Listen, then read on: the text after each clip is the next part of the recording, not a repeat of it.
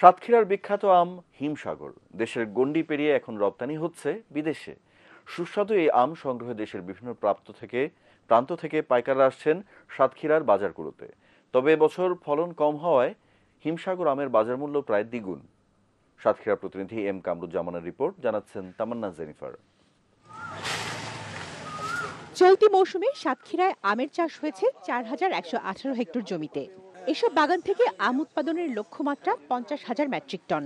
তবে মৌসুমের শুরুতেই প্রতিকূল আবহাওয়ার কারণে এবছর আমের ফলন কমে গেছে।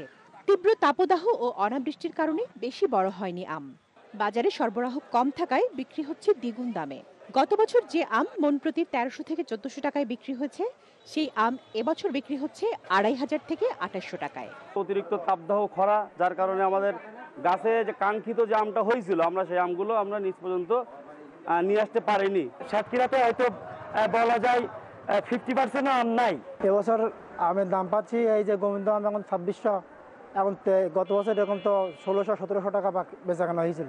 প্রতিদিন শত শত মন আম সিলেট, চট্টগ্রাম সহ যাচ্ছে দেশের বিভিন্ন প্রান্তে। আমি কক্সবাজার থেকে একেবারে সাতক্ষীরা এসেছি আমের জন্য।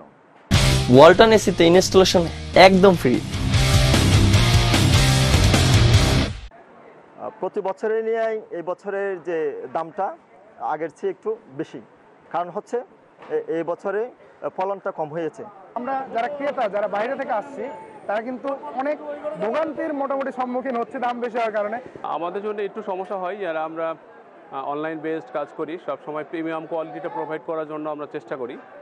এখানে এসে একটা জিনিস একটু আমাদের জন্য যেটা কষ্টদায়ক হয়, সেটা হচ্ছে আম ডালি যে আসে, ডালির ওপর এবং নিচে মানে কোয়ালিটির একটু তফাৎ থাকে আর কি।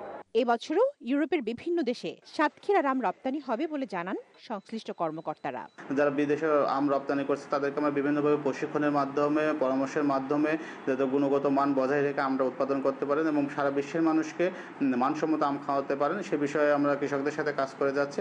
গত ২২ মে থেকে জেলায় শুরু হয়েছে গাছ থেকে হিমসাগর আম সংগ্রহ। Bureau report, ATN Bangla.